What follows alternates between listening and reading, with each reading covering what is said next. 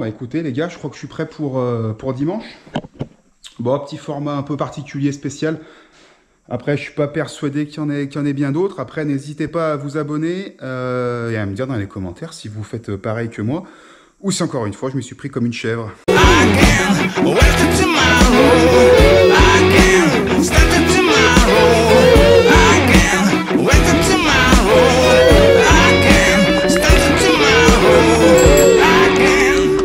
Allez, découvrons ça.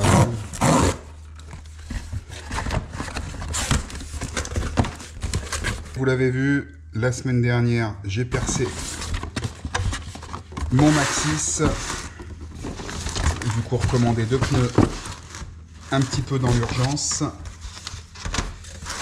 Et au final, je suis reparti sur ce que j'avais sur mon bon vieux Giant en Schwalbe Magic Mary. Donc cette fois, j'ai pris du 29 par 2,60, à savoir que j'étais en 2,50 sur ma monte en Maxxis, mais du coup je me dis il y a le moteur, il y a ce qu'il faut. Les Magic Mary ils sont pas connus pour être roulants, hein, on va pas se mentir.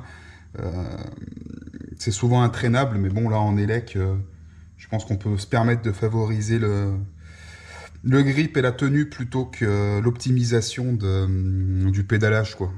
Perso je m'en fiche un peu. Donc Magic Mary 29 par 2.60, donc en 2,60. J'ai pris les Evo Super Trail en Addict Soft. À vrai dire, j'ai pas eu trop de choix. C'était les seules choses qui restaient en stock chez ProBike. Donc du coup, je pense que à la base, j'en ai pris un d'avance. Mais je pense qu'on va switcher l'avant aussi. Je vais me garder le Maxxis devant en réserve, parce qu'au final, Schwalbe, j'aime vraiment ces pneus, les Magic Mary, et je pense qu'on va se faire un petit plaisir, on va monter les deux. Pour accompagner ça, j'essaye le préventif de chez Muc-Off.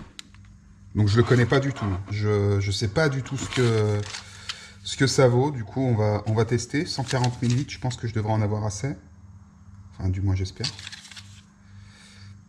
Logiquement, oui. Ouais, ça va le faire. C'est assez fun, là, ce qu'ils font, Muc-Off. Allez, c'est de l'emballage souple et tout, c'est cool. Après, voir à l'usage, je sais pas du tout au niveau de la valve comment ça se passe pour remplir. On verra bien. Et également, j'en profite, changer le jeu de plaquettes, parce qu'il est cuit chez Cuit. Et je me suis planté, j'en avais acheté un jeu. Et le problème, c'est que je me suis encore fait avoir avec les différences de taille de plaquettes sur Shimano XT. Donc je sais pas si vous les avez jamais remplacées ou quoi. Faut bien faire attention à la forme en fait de la plaquette, où on a une forme effectivement plus étroite sur de l'XT, mais qui se monte pas sur ma version, qui est en BRM 820. Il me semble en 4 pistons sur le cube. Et du coup, c'est bien ce modèle-là. Donc, c'est assez cool. Généralement, on arrive à le trouver sur ProBike si on se fie à la forme. Par contre, attention, parce que c'est des plaquettes faites pour les cintres. Et du coup, je suis tombé par hasard sur un com qui disait que c'était les mêmes. Donc, on va voir. Je pars sur de l'Alligator. Donc, on verra ce que ça donne. Dans tous les cas, on y montera. Et vous voyez, en fait, comme je vous le dis, là, c'est marqué cintres 4 pistons. Donc livré en plus avec la petite agrafe, le petit ressort, c'est cool, on va essayer. De toute façon, dans tous les cas, le but aujourd'hui, c'est de vous montrer comment je change mes pneus. Pourquoi pas filer un petit coup de main à celui qui a jamais fait et qui veut voir, c'est très réalisable. Après, la seule chose que je vais utiliser, ça va être un compresseur pour faire claquer le pneu. Parce que j'ai pas envie de... Je pense que c'est quand même plus pratique au compresseur. Allez, on démonte les roues. Et la partie qu'on aime tous. On va jouer avec le préventif. Oh là là, en plus j'en ai remis il n'y a pas longtemps. Ça va pas être joli, mais bon. Allez, j'enlève l'obus, hein. Après chacun fait comme il veut, mais je me dis qu'au moins ce sera fait. Si j'y arrive en espérant qu'il n'est pas collé.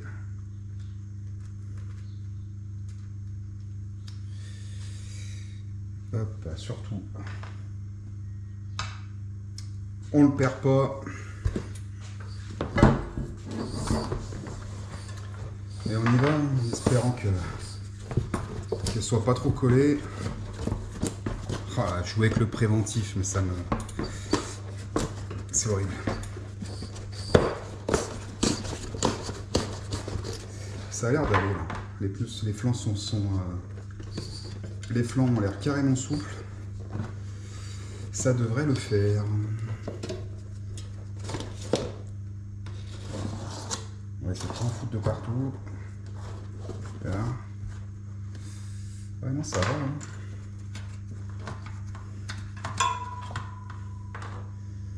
Non, franchement, ça va. Je m'attendais à pire. Allez, on va nettoyer tout ça maintenant. Tout propre, bien joli. Bon, j'ai aucune vocation à vous apprendre à changer un pneu. Hein. Enfin, honnêtement, ça m'intéresse pas du tout. La seule chose, c'est de partager des petits moments ensemble. Et surtout, faire le suivi là sur des... entre guillemets, sur de l'entretien de courant. Sur nos vélos. Après, il n'y a rien de méchant. Il y a des choses qu'on peut faire quand même tout seul, et qu'on peut gérer tout seul. Je trouve que c'est cool de voir des tutos, même si encore une fois, je pense que vous savez changer un pneu. Après, c'est des petites techniques, des choses comme ça qu'on peut retrouver. Allez, Magic Mary. J'espère juste qu'il va pas être trop raide à rentrer. Oh, je les aime trop, ces pneus, ils sont trop... En plus, hormis le fait qu'ils soient ultra efficaces, ils sont quand même trop beaux. Bon, petite particularité quand même sur des pneus, on essaye toujours de chercher un sens de rotation sur Schwebel. Je crois que j'en avais déjà monté sur mon Giant, je crois que j'avais cherché mais j'avais pas trouvé. Ah si, sens de rotation. Sens de rotation, une flèche qui indique bien sûr la marche avant du vélo. Hein. Je pense que je vous apprends rien, mais bon, si un novice qui passe par là, on a vite fait de passer à côté. Sens de rotation en avant, côté disque. Maintenant le tout, c'est d'essayer de ne pas se galérer. Faire rentrer, parce que ces pneus, quand on les reçoit, on se dit c'est pas possible, il est trop gros. Tu te dis c'est pas possible, mais ma jante est trop petite. Ça c'est du vécu, hein. C'est du vécu. Tu les reçois, ça passe tout à travers, tu te dis j'ai dû me tromper sur la commande. Donc les pneus, hein, on essaye, encore c'est que mon petit avis, on essaye d'utiliser le moins d'outils possible. Alors après je sais que des fois, enfin du moins j'essaye d'utiliser le moins d'outils possible. Je sais que des fois ils sont compliqués certains à mettre à la main, mais après logique, ça se passe plutôt bien. Après, n'hésitez pas à me dire dans les commentaires si je m'y prends comme un chevreau ou pas du tout. Est-ce qu'il y a une technique, ou alors est-ce que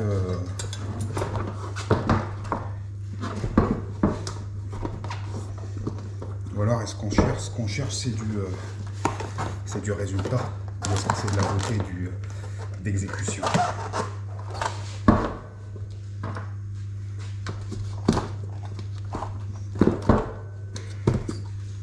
Ouais, super, purée, mais il se monte carrément bien. Ensuite, chacun fait comme il veut. Je sais que moi j'aime bien faire coller le pneu avant de mettre le préventif, au moins qu'il ait bien pris sa position.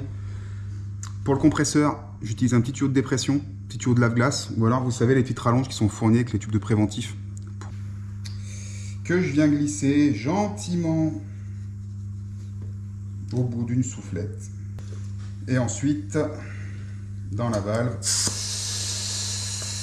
et on fait claquer le pneu. Pas trop fort les gars, hein, parce que... Allez, pas casser un pneu neuf. Il a bien claqué, il décolle un petit peu au moment où on sait qu'il a pris la forme. Entre temps, j'ai regardé chez Mecoff, du coup en 29 pouces, c'est 140 ml. Donc on est parfait parce que c'est un sachet. Alors la question elle va être là maintenant. Ça va être, est-ce que c'est propre ou est-ce que c'est... Donc c'est cochon à mettre. Oh là là, c'est tout neuf. Ok, donc c'est relativement cochon quand même. C'est pas ce que... Si, c'est bon. Ok, peut-être le premier qui est compliqué. Allez, on met les 140 ml.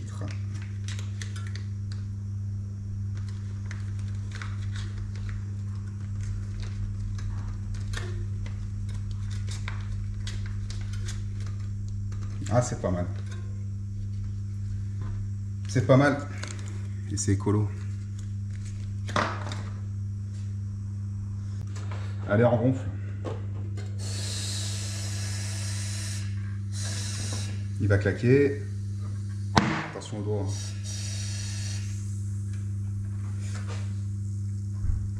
Hop.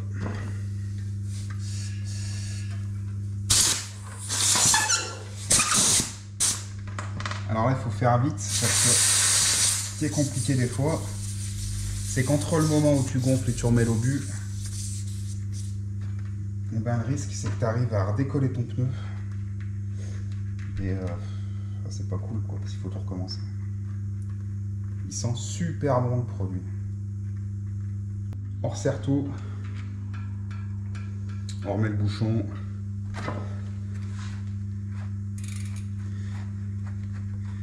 Et on fait passer le liquide de partout.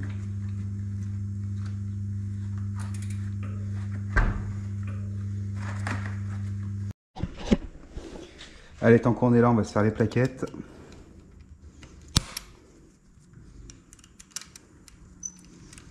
Donc rien de compliqué. Hein.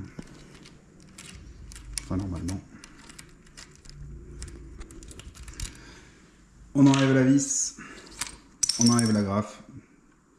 Mais elle tombe, quoi. C'est aussi simple que ça. Donc ouais, il était temps. Bon, il en reste un petit peu, mais bon. Il était temps. Allez. Non, celle-là, c'est pas les bonnes. Vous avez fait vous faire avoir.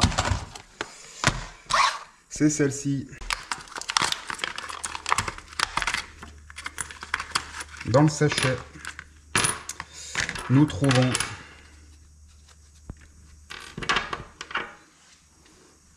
de belles plaquettes de chez Alligator, comme je vous l'ai dit, avec la graffe. Avant toute chose, on s'assure que ça y ressemble, du moins au plus proche. Allez, je pense qu'on est pas mal. Et on va remonter tout ça. Et là, on va commencer déjà à repousser le piston.